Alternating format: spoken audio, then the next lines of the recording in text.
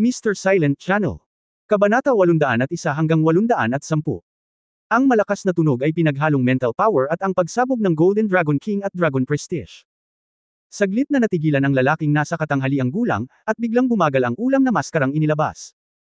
Isang purple light shield ang lumitaw sa harap ng kanyang dibdib. Ang light shield ay ipinakita bilang isang shell ng pagong. Ito ay isang lilang itim na pagong, at hinarangan ng mga shell ang pagkabigla ng gintong dragon. Proteksyon ng kaluluwa. Nagulat si Tang Wulan, at kaagad niyang naramdaman ang isang malakas na puwersa na nagmumula sa kanya, na tumama sa kanyang katawan. Kahanga-hanga ang lakas ni Tang Wulan. Bagamat ang kanyang cultivation ay mas mababa sa kanyang kalaban, ang kanyang pisikal na lakas ay napakataas din. Ang gininto ang dragon na Overlord Body ay pinakawalan, at ang buong kaliskis ng katawan at battle armor ay naging parang salamin. Ang kakayahan ng Golden Dragon Spear na labanan ang polusyon ng Purple Mask ay nagbigay sa kanya ng malaking kumpiyansa. Umaasa sa kanyang sariling lakas, sandata sa labanan at mga kakayahan sa espiritu, dapat niyang tiisin ang pagkabigla ng kalaban. Dahil sa kanyang pagtutol, sa wakas ay binigyan niya ang sarili ng Blue Silver Emperor ng sapat na oras para itapon ang mga nasugatan sa malapit, at binigyan din ng oras ang kanyang mga kaibigan na umatras. Ngunit sa susunod na sandali, lumitaw ang ganap na agwat ng lakas. Naramdaman na lamang ni Tang Wulan na naninikip ang kanyang dibdib, at siya ay nataman at lumipad palabas. Mabilis na hamina ang enerhiya at dugo ng malakas na Golden Dragon King. Nagulat siya nang makitang hindi siya mahawa ng purple light ng kalaban, kailangan niya ng sariling lakas at dugo. Para ay offset ito para hindi ma-corroded. Sa sandaling ito, naramdaman ni Tang Wulan na ang kanyang kapangyarihan ng chi at dugo ay nakatanggap ng maraming epekto. Ang nasa katanghaliang gulang na lalaki ay malamig na tumingin kay Tang Wulan, nakakatuwa. Pagkaunat pa lang ng kanyang kanang kamay ay damapo sa kanyang palad ang purple na pagong. Ang pagong ay hindi kalakihan, halos isang talampakan ang diametro, at ang buong katawan ay kulay ube at itim, ngunit mayroon itong pares ng puting mata. Puno ng malamig na hininga ang mapuputi at kumikinang na mga mata. Ming Pagong. Bulalas ni Exi. Si Ming Turtle, isang napakabihirang soul beast, ay naninirahan lamang sa pinakamadilim at pinakamalamig na lugar, na sumisipsip ng yin chi upang maghanap buhay. Napakabagal ng paglaki ng Ghost Turtle. Ang katawan ng Ghost Turtle sa kapanganakan ay wala pang 1 pulgada, at maaari itong lumaki ng 1 pulgada bawat 1,000 taon. Ibig sabihin, ang pagong na multo na nasa kamay nitong nasa katanghaliang gulang ay may buong 10,000 taon ng paglilinang. Ang pinakamakapangyarihang bagay tungkol sa pagong na multo ay maaari nitong pinuhin ang enerhiya ng yin. Kung makatagpo ito ng isang spirit master na may martial soul, ang amplification effect nito ay napakahusay na maaari pa itong direktang mag-evolve ng martial soul. Hindi banggitin ang 10,000 taon, kahit na ang isang multo na pagong na may 1,000 taon na base ng paglilinang ay napakahirap hanapin. Ang masamang espiritong Panginoon na ito ay maaaring magkaroon ng 10,000 taon na pagong na multo bilang isang espiritu, at ang lakas nito ay napakalakas na maiisip ng isang tao. Ang 8-ringed spirit Daoluo level powerhouse, nang walang suot na battle armor, ay naging mahirap na labanan si Tang Wulan at ang iba pa. Bagamat iisa lamang ang tao, kahit na ang lahat ng mga naunang evil spirit masters ay magsama-sama, hindi ito kasing pananakot gaya ng sa kanya. Niyakap ni Li Zhengyo si Xu Xiaoyan at tumingin sa lugar kung saan napunit ang kanyang battle armor. Sa kabutihang palad, hinarangan ng battle armor ang karamihan sa mga pag-atake, ngunit sa likod ni Xu Xiaoyan, mayroon ding isang purple-black na lugar na dahan-daang kumakalat. Ang mga mata ni Xu Xiaoyan ay nakapikit ng mahigpit at ang kapangyarihan ng espiritu ay lubos na hinikayat na limitahan ng kulay ube itim na kulay sa isang tiyak na antas. Sa hanay, pumasok sa katawan si Yin Chi at kailangang pakawalan kaagad. Kung hindi, kapag nakapasok na ito sa pangunahing meridian, magiging malaking problema ito. Nagmamadaling sabi ni Exi kay Li Zhengyo. Lumapit si Tang Wulan sa gilid ng iyong Xu Xiaoyan at idiniin ang Golden Dragon Claw gamit ang kanang kamay sa tuktok ng kanyang sugat.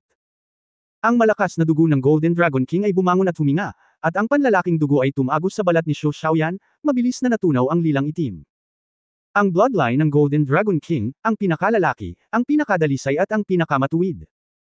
Gaano man kalakas ang Ming Turtle, hindi ito may kukumpara sa bloodline level ng Golden Dragon King. Kaya lang, ang Evil Soul Master ay may mataas na antas ng cultivation, at nilinang ang purong yin chi na sobrang dalisay, na naging dahilan para mahirap labanan si Tang Wulan. Kung ang paglilinang ng dalawang panig ay nasa parehong antas, si Tang Wulan ay natural na mas mahusay kaysa sa kanya. Binuksan ni Xu Xiaoyan ang kanyang mga mata, nanginginig ng matalino, ang lamig. Niyakap siya ni Li Zhengyo ng mahigpit, paano ito? Mas maganda ba? Ayos lang. Umiling si Xu Xiaoyan sa kanya. Sa oras na ito, lahat ng 7 Shrek 7 Devils ay nagtipon dito maliban kay Xu Lizi. Itinaas na ni Tang Wulan ang kanyang kamay at naglagay ng 2 tinapay sa kanyang bibig at kinain ang mga ito. Ang pangatlong spirit ability ni Shu Lizzie, uhaw sa dugo na bean-paste bonds, at ang pang-apat na spirit ability ay tumusok ng barbecued pork bun. Hindi lang siya, magkahiwalay ding kinain ni Yuan and Yahui at Ye Xinglan ang dalawang bonds. Nakatayo ang tatlo sa harapan, nakatingin sa kanilang mga kalaban. Ang pares ng sledgehammers ni Yuan and Yahui ay naagnas ng 1/10 bago nawala ang Yin Chi. Nakikita ang kapangyarihan nito. Ang lalaking nakaitim na nakadamit ay tila interesadong tumingin sa kanila, hindi katakataka na ang maaaring pumatay sa akin. Talagang naiiba kayo ng kaunti sa mga ordinaryong Panginoon ng Espiritu. Kawili-wili, ngunit sa tingin mo ba ay mapipigilan mo ako kung ikaw lang? Hindi siya tumigil dito. Bigla siyang nagtaas ng kilay at ulong, mabilis akong pumunta rito. Kung ganoon, mabilis lang akong makipaglaban. Habang nagsasalita siya, biglang lumiwanag ang kanyang mga purple na mata, at pagkatapos ay isang layer ng purple na ilaw ang tumaas mula sa likod at naging isang malaking multo. Sumabog ang hiningang nagmumula sa kanya.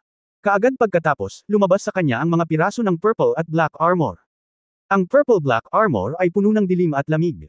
Ang nakakapagtaka pa ay may oval groove sa harap ng kanyang breastplate. Pinindot ng nasa katanghali ang gulang na lalaki ang kanyang backhand at idiniin ang maitim na pagong sa uka. Biglang lumalim ang kulay ng buong katawan ni Ming Turtle, at naging isa ito sa kanyang battle armor. Sa likod, isang pares ng malalaking pakpak ang kumalat, na siyang katangian ng dalawang character na battle armor. Ngunit malinaw naman, ang lalaking nasa katanghali ang gulang na ito ay hindi nakasuot ng dalawang salita na sandata sa labanan. Isa-isang lumitaw ang mga magic pattern mula sa battle armor, at isang purple-black halo na may diameter na 3 metro ang lumitaw sa ilalim ng mga paa. Ang panlabas na singsing ng halo ay tila isang tinek, at ang loob ay binubuo ng mga komplikadong pattern ng magic, at ang gitna ay isang makamulto na anyo. 1 Projection, Domain Halo, 3 Character Battle Armor. Kung paanong ang mga pakpak ay kumakatawan sa dalawang character na battle armor, ang Domain Halo ay kumakatawan sa 3 character na battle armor. Ang 3 Character Battle Armor ay may kasamang Domain Special Effects, at ito ay tiyak na isang domain na lubos na tugma sa Soul Master mismo. Sa larangang ito, ang pagiging epektibo ng labanan ng Soul Master ay maaaring mad-obal man lang. 8 base sa pag-aayos ng singsing, 3 character na armor ng labanan. Ito na ang lakas ng isang super Daoluo na halos hindi makasuot ng battle armor. Ang mga ekspresyon sa mukha ng Shrek 7 Devils ay naging mahirap tingnan. Ang nakakatakot na pamimilit na dala ng free character battle armor, lalo na ang domain power na maaaring mamulaklak anumang oras, ay nagpakawala ng hininga sa mapang api na si Tangulan 6. Kahit na nagsimula ng gumana ang uhaw sa dugo na bean-paste bonds, masyadong malayo ang antas ng pagkakaiba ng dalawang panig. Kinagat ni Tangulan ang kanyang dila at humakbang pasulong. Ang ekspresyon sa kanyang mukha ay pinaikli, Yuanan, Fallen Angel. Xiaoyan, Chain of Stars. Sa harap ng isang malakas na tao na may super Daoluo level, imposibleng makatakas. Ngunit mula sa pag-uusap sa sarili ng masasamang espiritu ngayon, masasabi niyang hindi dapat malayo ang mga reinforcement.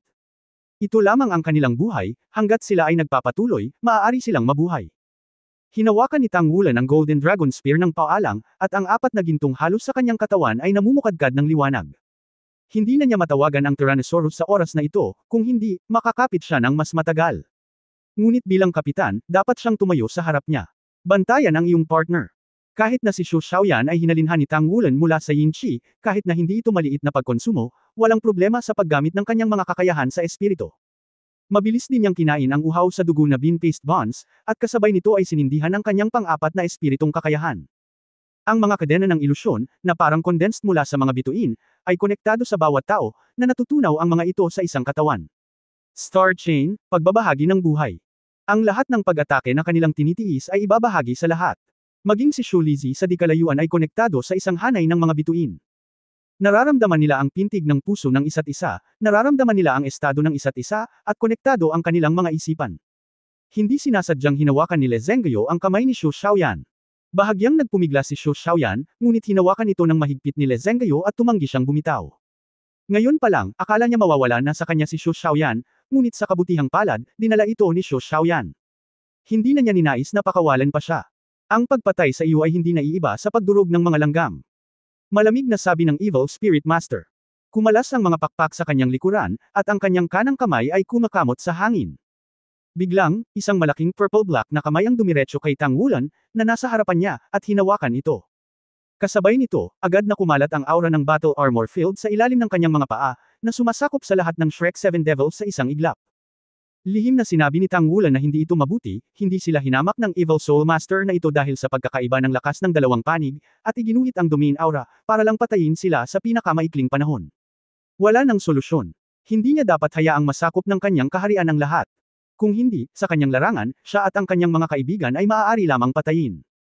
Ang pang-apat na gintong halo sa katawan ni Tang Wulan ay biglang lumiwanag ng maliwanag, at isang gintong halo ang lumitaw sa ilalim ng kanyang mga paa at kumalat hanggang 5 metro ang lapad, na sumasakop sa lahat ng Shrek 7 Devils.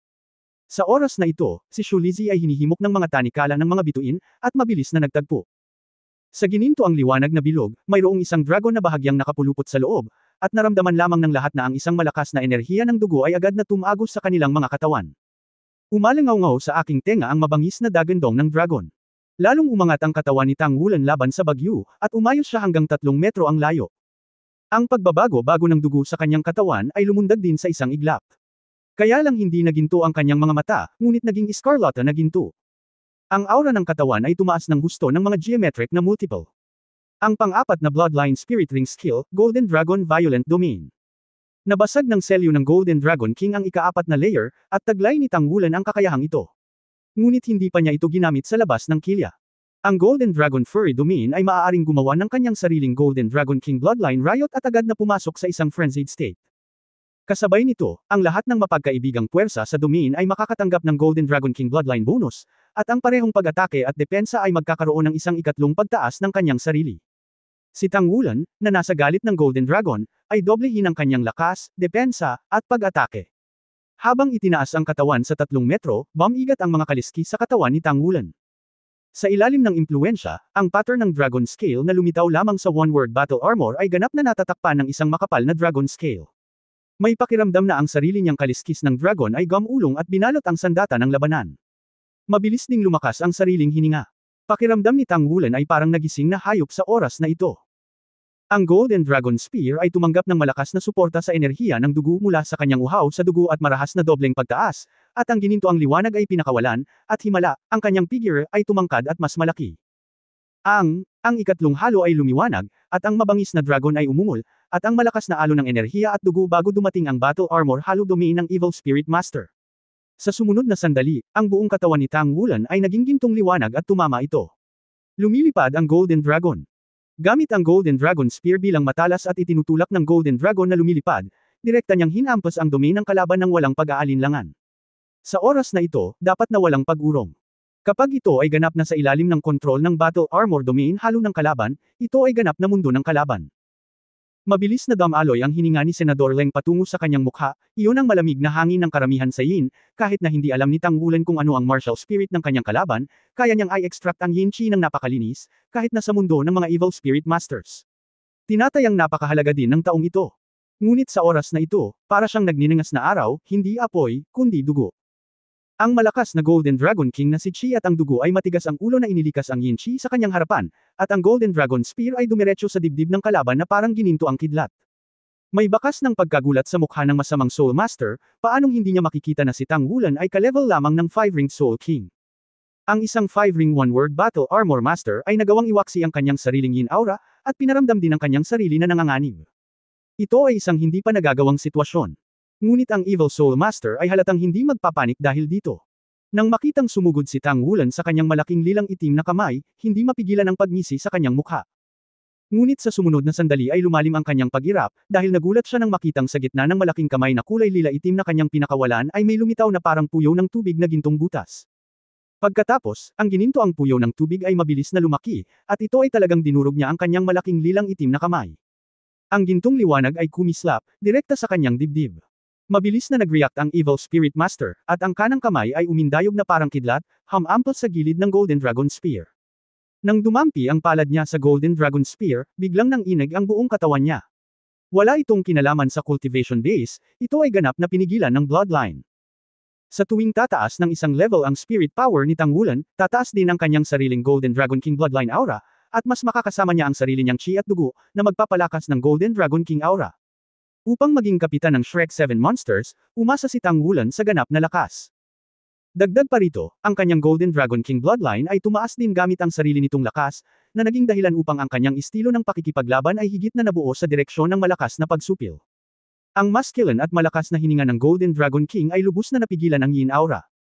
Sa pagpapala ng marahas na sakop ng Golden Dragon, nanlamig pa rin ang Shrek 7 Devils at ang iba pa, ngunit hindi sila naging sapat para umakyat. Nabura. Kung ito ay binago sa isang mas mahinang cultivation base at walang pagtaas sa marahas na pagtaas ng Golden Dragon, sa sandaling makapasok sa aura ng Battle Armor domain ng Battle Armor ng Evil Spirit Master, sa ilalim ng pagguho ng Yin Chi, malapit na itong maging dugo. Ang mga Golden Star Wheel Ice Chain ay tahimik na umangat mula sa paanan ng Evil Soul Master, at ang ganap na kapangyarihan ni Shu Xiaoyan na kontrolin ang pinakamakapangyarihang kakayahan ng kaluluwa ay sumabog sa pinakamakapangyarihang kapangyarihan sa isang iglap. Ang kanang kamay na ginalaw ng masamang kaluluwang Panginoon ay agad na tumimik sa hangin. Sa mga tuntunin ng pagsamantala sa pagkakataon, si Shu Xiaoyan ay talagang karapat-dapat. Ang gininto ang Dragon Spear sa kamay ni Tang Wulan ay halos dumaan sa mga daliri ng Evil Soul Master, at ang pagkabigla ng dugo at ang Star Wheel Ice Chain ay halos sabay na lumitaw. Sa sumunod na sandali, ang sibat ng gintong dragon ay mabangis na tumusok sa kanyang dibdib, sa katawan ng maitim na pagong. Ang purple-black na 3-character battle armor ay agad na nagningning, at ang protective shield ay ipinanganak sa ilalim ng stress. Ito ang pinaka-normal na stress response ng battle armor. Ngunit mula sa 3-character na battle armor, ang kapangyarihan ay makapangyarihan, ngunit hindi ito maihahambing sa 1-character battle armor. Isang bugzo ng malamig na hangin ang agad na nagpatalsik kay Tang Wulan, ngunit isang butas pa rin ang tahimik na lumitaw sa likod ni Ming Turtle, na kumikinang na may malabong gininto ang kulay. Malinaw na naramdaman ni Tang Wulan ang malamig na agos ng hangin mula sa Golden Dragon Spear. Vitality, iyon ang sigla ng Mingwei. Ang mga likas na katangian ng Golden Dragon Spear ay hindi magagapi at epektibo sa kritikal na sandali. Ang pagsabog ng protective cover ay nabigong direktang yumanig sa Golden Dragon Spear sa hangin. Pagkatapos ng lahat, nag-iwan siya ng baka sa Underworld Turtle. Bagaman ito ay isang kaluluwa lamang, ang kaluluwa ng antas na ito ay bahagi na ng Panginoon ng kaluluwa. Alam na alam ni Tang Wulan na sa kanyang sariling cultivation level, ang kapangyarihan ng Golden Dragon Spear ay hindi magagamit ng lubusan, at gayon din ang hindi magagapi na mga special effect. Sa makatuwid, hindi niya pinili ang iba pang mahahalagang posisyon ng Evil Spirit Master, dahil protektado sila ng 3-character battle armor, at hindi niya akalain na ang kanyang pag-atake ay makakalusot sa 3-character battle armor. Ngunit ang Ghost Turtle mismo ay mas katulad ng Soul Power Core ng masamang Soul Master, at ang depensa ay dapat na mas mababa sa battle armor mismo, kaya pinili niyang umatake sa direksyong ito. Maglakas loob ka. Ang galit na boses ng Evil Soul Master ay tumunog. Hindi man lang nakita ni Tang Wulan kung ano ang nangyayari. Naramdaman niya na ang kanyang katawan ay iginuhit ng harapan ng isang madilim na enerhiya, at ang kanyang baligtad na katawan ay biglang bumilis. Nabangga sa mga kasosyo. Sa oras na ito, lumitaw ang mga espesyal na epekto ng Star Chain, at ang mga sandata ng labanan sa 7 Shrek 7 Monsters ay kumikinang lahat, at sama-sama nilang tiniis ang epekto ng suntok na ito. Sabay-sabay na napaungol ang 7, ngunit kung tutuusin, niresolba naman ang lakas ng suntok. Sabay na sinalo ni Yuan Enyahui at Lezengyo ang katawan ni Tang Wulan mula sa likuran, na natunaw ang impact sa kanya. Sa Yin Realm, ang boses ni Senador Leng ng Evil Soul Master ay umalingaw sa mga manunood. Naramdaman lang ni Tang Wulan at ng kanyang mga kaibigan na ang lahat sa paligid nila ay naging malagkit, at ang marahas na nasasakupan ng kanyang Golden Dragon ay agad na inapi ng nakakakilabot at yin na hangin na parang magulong alon. Isang lilang itim na liwanag ang biglang bumangon mula sa lupa at binalot si Shu Xiaoyan. Ito ay isang nakakatakot at yin aura ng 10 beses na mas malakas kaysa sa halo ng battle armor domain ng Evil Soul Master. Bukod dito, nang lumitaw ito, direktang pinutol nito ang mga tanikala ng mga bituin na umaabot mula sa katawan ni Shu Xiaoyan. Ito ang unang pagkakataon na naranasan ng lahat ang ganitong sitwasyon. Bagamat ang Star Chain ay itinuturing din na isang astrological spirit ability, ang ganap na bisa nito ay makikita sa katotohanan na maaari itong i-connect sa mga partner kapag ito ay ginamit, at ito ay napakalakas. Ngunit ang katatagan na ito ay hindi nababasag. Malinaw, naramdaman na ng Evil Spirit Master na sa mga Shrek 7 Devils, ang pinakamababante sa kanya ay hindi si Tang Wulan na direktang nakaatake sa kanya, ngunit mula sa ganap na kontrol ni Shu Xiaoyan. Kung wala ang kontrol na iyon, paano ngayon lang sasaktan ni Tang Wulan ang kanyang maltong pagong? Sa makatuwid, ginamit niya ang kanyang pang-anim na kakayahan sa espiritu, at ang layunin ay alisin muna si Shu Xiaoyan. Ang Jin Realm ay parang kabaong, ganap na nagkatikip sa katawan ni Shu Xiaoyan. Ang hininga ng Golden Dragon King na ginawa sa Golden Dragon Furry Realm ay mabilis na naubos. Halos ilang paghinga lang, masisira na ang depensa ni Shu Xiaoyan. Sa oras na iyon, sa Great Yin Realm, siya at ang kanyang battle armor ay direktang matutunaw. Xiaoyan! Sigaw ni Lezengyo, bumagsak ang kanyang mga pakpak sa kanyang likuran. Halos walang pag-aalinlangan, walang takot siyang sumugod sa Great Yin Realm. Ang individual na kapangyarihan sa pag-atake ng Yin Realm ay sobrang lakas, at ito rin ay isang super control na kakayahan ng espiritu. Kung hindi ito pipiliin ng Evil Spirit Master bilang kanyang pang-anim na kakayahan sa espiritu. Ang problema lang nito ay mayroon itong maliit na hanay ng pag-atake at maaari lamang umatake ng isang tao sa isang pagkakataon. Ngunit iyon ang pinakamalakas niyang kakayahan sa nag-iisang kaluluwa, at ito ang unang pagkakataon na nakakita siya ng isang taong nangangahas na sumugod sa kanyang pinakamalalim na Yin Realm. Halos sabay-sabay na nagliyab ang isang kumpol ng mga sagradong puting apoy mula sa Lezengyo. Ito ay isang pares ng mga pakpak sa likod niya na sumunog sa sagradong apoy na iyon. Ang puting apoy ay mukhang malambot at mainit, na nagbibigay sa mga tao ng pakiramdam ng init at ginhawa. Sumugod si Lezengyo sa Yin Realm, at ang nagninangas na mga pakpak sa likod niya ay sumara papasok, ganap na binabantayan si Shu Xiaoyan sa kanyang mga bisig. Isang mahiwagang eksena ang lumitaw, at kahit na ang malakas na kapangyarihan ng pag-atake ng Yin Realm ay nabigong damumi ang apoy, at ito ay naharang sa labas. Sakripisyo. Holy Angel Family. Ang Evil Soul Master ay sumangot ng malamig, ngunit may takot sa kanyang boses. Sakripisyo. Ang ibang mga tao ng Shrek 7 Devils ay natigilan nang marinig nila ang pamagat na ito. Sa sandaling ito, may sumigaw mula sa malayo, at bahagyang nagbago ang ekspresyon ng Evil Soul Master, na nagpapakita ng bakas ng selos. Malamig niyang tiningnan si Tang Wulan at ang iba pa, at biglang nawala. Nang si Tang Wulan at ang iba pa ay ganap na nagtatanggol, binabantayan sina Shu Xiaoyan at Lezengyo, at naghahanda para sa isang mas malakas na suntok. Ang masamang Panginoon ng kaluluwa ay nawala ng walang pag-aalinlangan. Ha, sakripisyo! Isang nagulat na boses ang biglang umalangaw sa hangin. Kaagad pagkatapos, ang hangin ay tila napunit mula sa manipis na hangin, at isang pilak puting figure ay nahulog mula sa manipis na hangin. Ang mga pakpak na kulay pilak na puti ay kumalat, na nagtutulak sa kanyang katawan na bumagsak ng dahan-dahan, at sa ilalim ng kanyang mga paa, isang singsing ng pilak na halo ang kumikinang. 3-Character Battle Armor Master. Isa pa itong 3-Character Battle Armor Master. Ngunit walang duda na ang liwanag na aura na inilabas mula sa kanya ay maaaring makaramdam na ito ay tiyak na hindi isang masamang Espiritu Master. May helmet siya sa ulo at may maskara sa mukha kaya hindi niya makita ang itsura niya. Nagkaroon ng kislap ng pilak na liwanag sa taong ito, at isang maliit na pilak na martilyo ang lumipad palabas, lumilipad sa kalangitan sa itaas ng underworld. Ang isang serye ng mga makikinang na ilaw na pilak ay namumulaklak, na bumubuo ng isang serye ng mga hugis na parang salamin. Sa isang swish, nawala ang Yin Realm sa ilalim ng refleksyon ng mga salamin na iyon. Ito ay nagtagpo ang nagninangas na puting apoy, ngunit mahigpit pa ring niyakap ni Lezengyo si Shu Xiaoyan. Paumanhin, Xiaoyan. Ibinulong ni Lezengyo ang gayong pangungusap sa tainga ni Shu Xiaoyan, at pagkatapos ay dahan-daang bumagsak sa kanya. Nakontrota at binawi ni Tang Wulan ang marahas na sakop ng Golden Dragon. Magalang na sinabi sa 3-Character Battle Armor Master sa Silver Armor, "Salamat sa iyong pagliligtas, maaari ba kitang tanungin?" Ang pilak na ilaw sa katawan ng 3-Character Battle Armor Master ay kumikislap, at ang bawat piraso ng battle armor ay tila ginawang salamin. Sa ilalim ng kakaibang refleksyon, tahimik itong tumagos sa kanyang katawan at naglaho, inilantad ang kanyang orihinal na mukha. Isa siyang gwapong middle-aged na lalaki, nasa 30s na ang hitsura, at may mixing asol na buhok na napaka-energetic. Mapupungay ang kanyang mga mata, at ang nakakapagtaka pa ay ang kanyang mga mata ay naging silver. Ako si Luo Xiaofeng, ang Diyos ng digmaan na inihanda ng Federation Wars Temple, napakahusay mo. Maaari mo talagang harangan ang depensa ng napakatagal. Nagulat si Luo Xiaofeng sa mga binata sa kanyang harapan na may kasamang sandata ng labanan. Sabi ni Tang Wulan na may pag-aalala, "Senyor, pwede mo ba kaming tulungang makita muna ang partner ko, siya?" Gaya ng sinabi niya, maingat niyang kinuha si Lezengyo mula sa mga kamay ni Shu Xiaoyan. Ikinaway ni Luo Xiaofeng ang kanyang kamay at sinabing, mabuti naman siya. Hanggat hindi namamatay ang sakripisyo ng Holy Angel Family, hindi siya masasaktan. Medyo matamlay si Shu Xiaoyan sa oras na ito, hindi pa siya nakaka-recover sa mga naramdaman kanina. Nang bumagsak sa kanya ang Great Yin Realm at pinutol ang lahat ng tanikala ng mga bituin, natapos na ang kanyang unang reaksyon. Sa oras na iyon, naramdaman na lamang niya na ang sobrang lamig na aura ay bumubuhos mula sa lahat ng direksyon, hindi siya makagalaw man lang, at hindi niya magawang pakilusan ang kapangyarihan ng espiritu sa kanyang katawan. Mararamdaman lamang na ang Yin Qi ay mabilis na nagwawala sa aura ng dugo na ibinigay sa kanya ng Golden Dragon Rage Domain ni Tang Wulan. Ngunit sa sandaling ito, ang puting figure ay biglang pumuno sa kanyang paningin, at pagkatapos ay niyakap siya sa isang mainit na yakap. Napakalakas ng yakap nito, at sa pagkakataong iyon, narinig niya ang mabangis nitong tibok ng puso. And he's murmured, "I'm sorry." Binalot niya ito ng sarili niyang mga pakpak, na humaharang sa malamig na pagguho para sa kanya. Sa sandaling iyon, biglang sumaksak ang puso ni Shu Xiaoyan.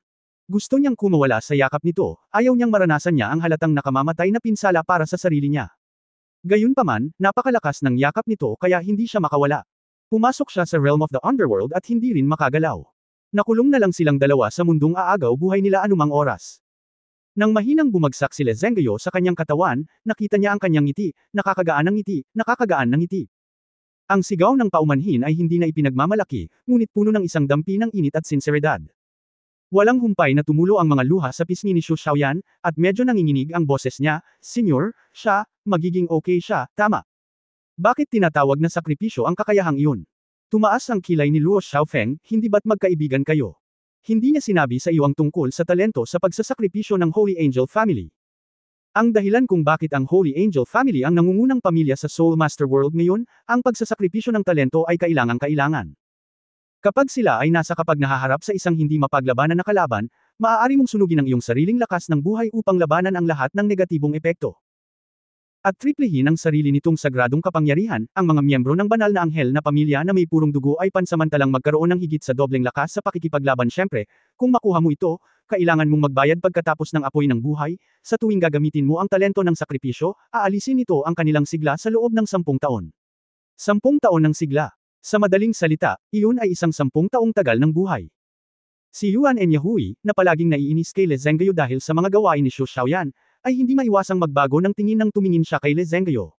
Lahat ng iba ay ganyan. Napaluha pa si Xu Xiaoyan. Sinabi rin ni Luo Xiaofeng nang may paghanga, upang protektahan ang iba sa pamamagitan ng kanyang sariling mga sakripisyo, ito ang pinakamayabang na lugar sa sagradong pamilya ng mga anghel. Hindi ipinahiya ng batang ito ang kanyang pamilya. Gaano man ka-arrogant ang mga sagradong anghel, babantayan nila ang kanilang sarili. Paniniwala.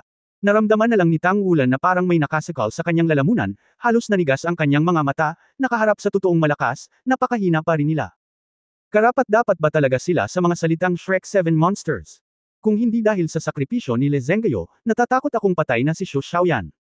At bilang kapitan, duty-bound siya. Humakbang si Yuan Enyahui at inakbayan si Xu Xiaoyan. Huminga ng malalim si Tang Wulan, narito si Xiaoyan kasama si Zhengguo, at patuloy naming ililigtas ang mga sugatan. Sa oras na ito, sa di kalayuan, isang piraso ng liwanag ang dumating, at isang meka ang nahulog mula sa langit. Ang mga meka na ito ay hindi lamang may mga uri ng labanan, ngunit mayroon ding mga espesyal na uri ng pagsadyap. Pagka-landing, sunod-sunod silang naging maliliit na rescue platform, at bumuhos ang malaking bilang ng mga medical staff para iligtas ang mga nasugatan. Si Luo Xiaofeng, ang free character battle armor master na nagsasabing siya ang Diyos ng digmaan sa Temple of War, ay hindi direktang lumahok sa paggamot. May pumalit sa pagliligtas. Nagmamadaling tinungo ni Tang Wulan ang katawan ni Luo Xiaofeng, itinaas ang kanyang ulo at tumingala sa kanya, at nagtanong, Senyor, sino ang depensa na iyong nabanggit? Sumulyap si Luo Xiaofeng sa kanya, kung tama ang hula ko, dapat kang nanggaling sa Shrek Academy. Disipulo ng panloob na patio. Natigilan sandali si Tang Wulan, pagkatapos ay tumango.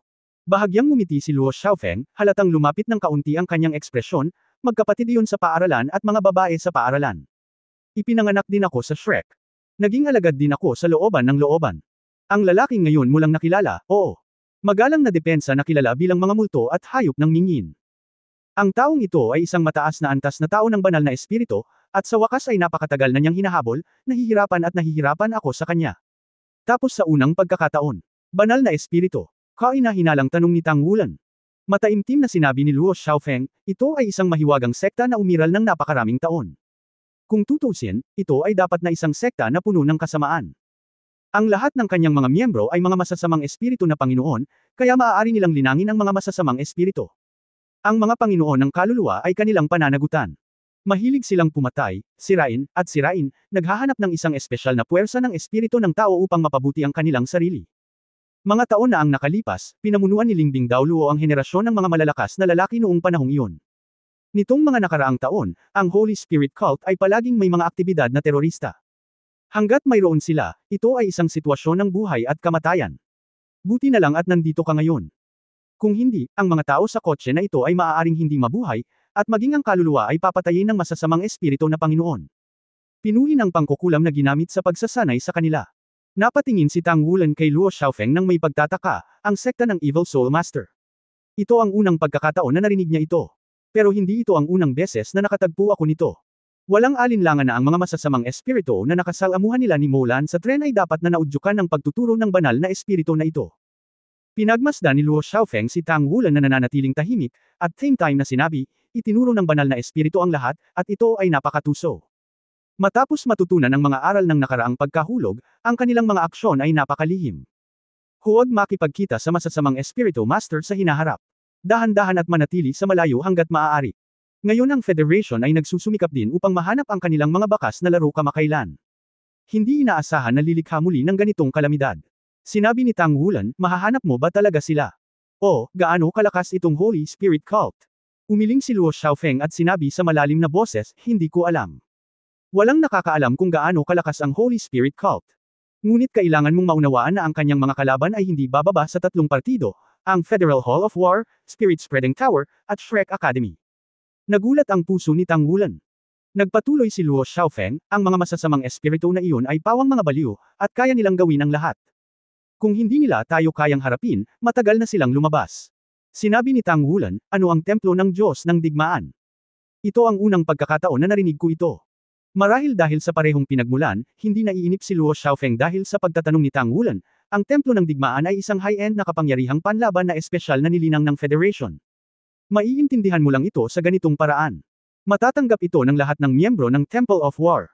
Ang mga mapagkukunan ng Federation ay nakatagilid para patuloy na mapabuti ang sarili.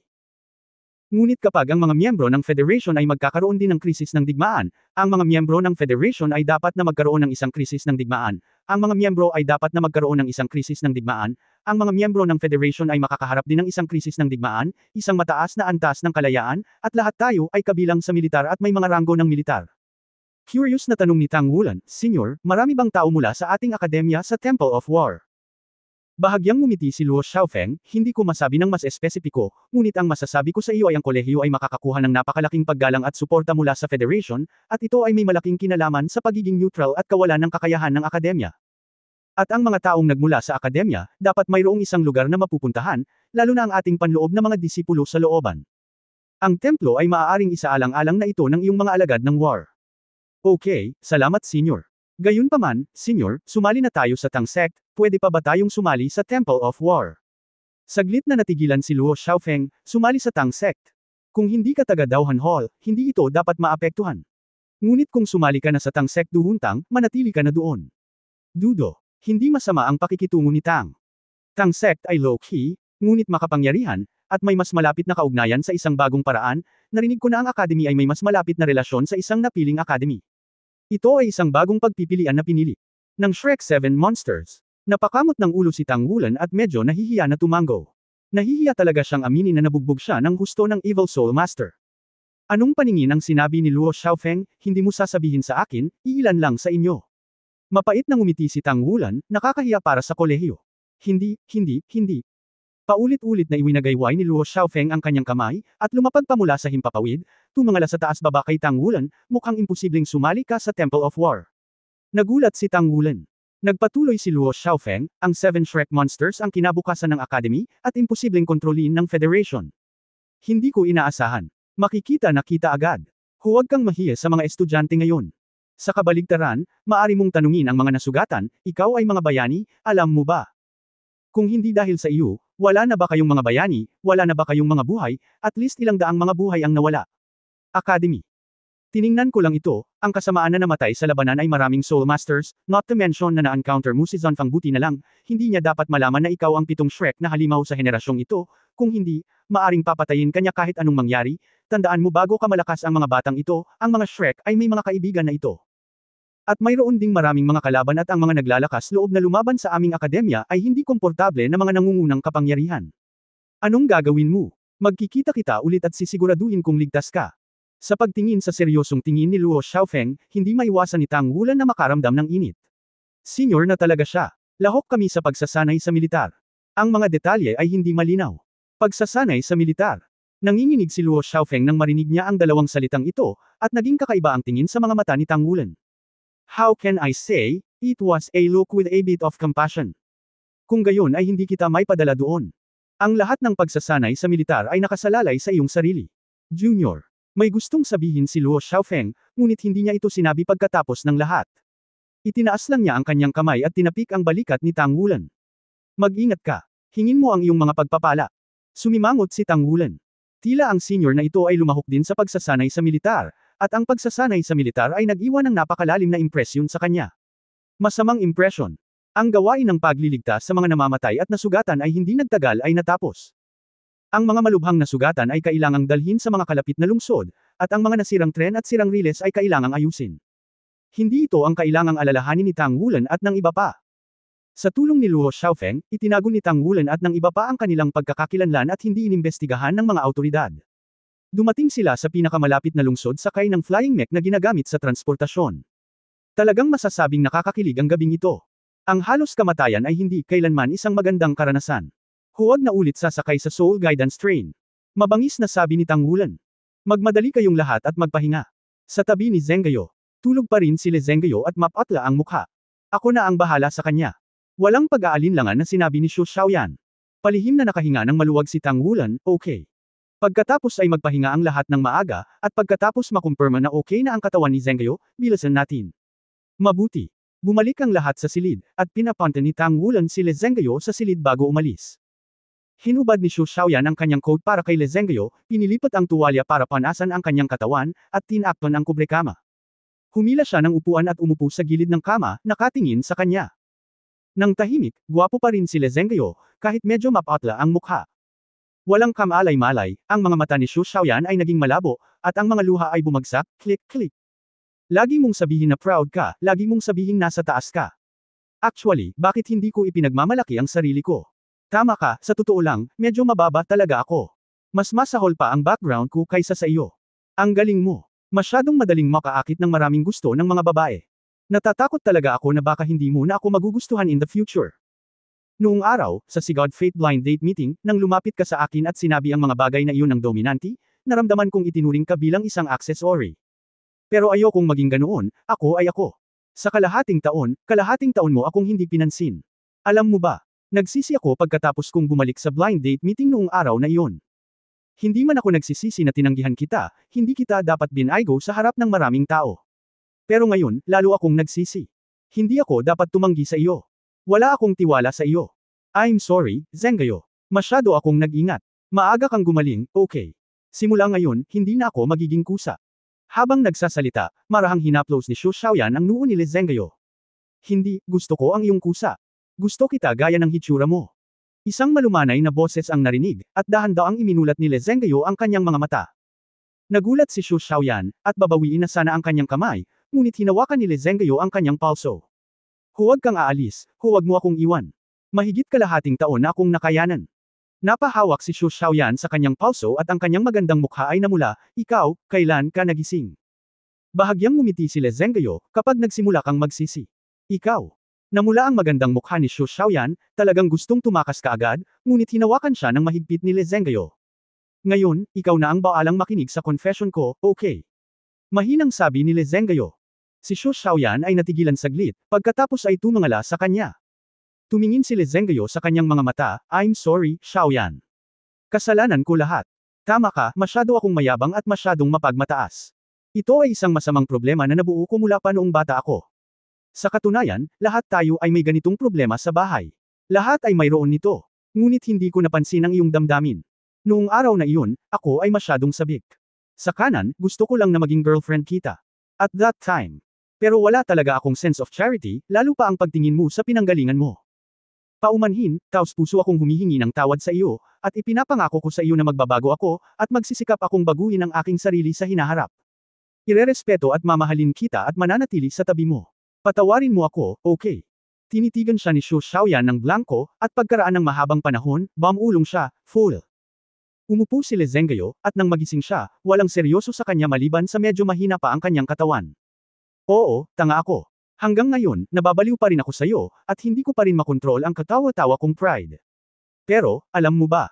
Nung nakita kitang kontrolado ng masamang espiritu na iyon na may makapangyarihang espiritong mga kasanayan. Mabuhay ka, nakikita ko na malapit ka ng mamatay, bigla kong naramdaman na ako na ang pinakatangang tao sa mundo, kung mabubuhay ka ng ganyan, hindi ako maniniwala. Siguradong susundan kita pagkatapos kong gawin ang lahat para ipaghiganti ka. Ibinaba ni Xu Xiaoyan ang kanyang ulo, bakit hindi ako maniniwala sa iyo? Nagsakripisyo ka para sa akin. Para sa akin, sinunog mo ang sarili mong sigla. Natigilan sandali si Le Zhenggayo, alam mo. Tumango si Xu Xiaoyan, ngunit hindi mo sinabi sa akin na mayroon ka pa ring kakayahang ito. Bahagyang ngumiti si Le Zhenggayo, saan nanggaling ang pagmamalaki mo sa ating pamilya? Ang ating maharlika ay hindi nagmula sa dugo, kundi sa espiritu ng sakripisyo. Upang maprotektahan ang mga kasama sa ating paligid, maaari nating isakripisyo ang ating sarili anumang oras. Kaya, hindi kailanman sasabihin ng mga tao sa Holy Angel Family sa ating mga kaibigan na mayroon tayong kakayahan na ito. Gagamitin lamang natin ang kakayahang ito para protektahan ang ating mga partner kapag kailangan nila ito hanggang sa mamatay tayo. Biglang itinaas ni Xu Xiaoyan ang kanyang ulo, biglang umiyak ng mapait, at niyakap si Le Zhengguo, 10 taon ng sigla. Ikaw. Niyakap siya ni Le Zhengguo at ngumiti at sinabing, kung ikukumpara sa pagprotekta sa iyo, ano ang 10 taon ng sigla? Hanggat maaari kang bumalik sa akin at mabuhay ng 10 taon, magiging masaya ako. Kung wala ka, madilim ang mundo, ngayon, bumalik ka. Hindi ka napupunta, hindi ba? Bamulong si Xu Xiaoyan, mula sa sandaling nagsakripisyo ka para sa akin, magiging iyon na ako. Ano man ang pakikitungo mo sa akin sa hinaharap, gaano ka man kapuri-puri o hindi, gaano man ako kababa, hinding-hindi na ako mauulit. Hindi kita iiwan. Nagsakripisyo ka para sa akin, at ibinabahagi ko sa iyo ang hinaharap. Ang pinakamalaking bentahe ng pagiging bata ay ang mabilis na paggaling at magpahinga ng magdamag. Kinaumagahan, maliban sa maputlang mukha ni Le Zhengguo, lahat ng iba ay puno na ng lakas. Boss, kamusta na tayo? Oo nga pala, masaya talaga akong makita kang kumakain ng ganito ulit. Nakangiting sabi ni Exi. Sa panloob na patio, lahat ay nakapagsanay ng hiwalay, at ang kanilang buhay ay hindi masyadong magkasama. Lalo na ang halos reclusive practice life ni Tang Wulan, matagal na ang nakalipas mula noong nag-practice siya kasama ang kanyang mga kaibigan. Sinabi ni Tang Wulan, kung hindi tayo sasakay sa high-speed na tren ng Soul Guidance, wala tayong ibang pagpipilian kundi ang Soul Guidance car. Sinabi ni Le Zhengguo, maganda kung ito ay organic na armor. Sinabi ni Yuan Enyahui, huwag kang nakakatawa, Mecha.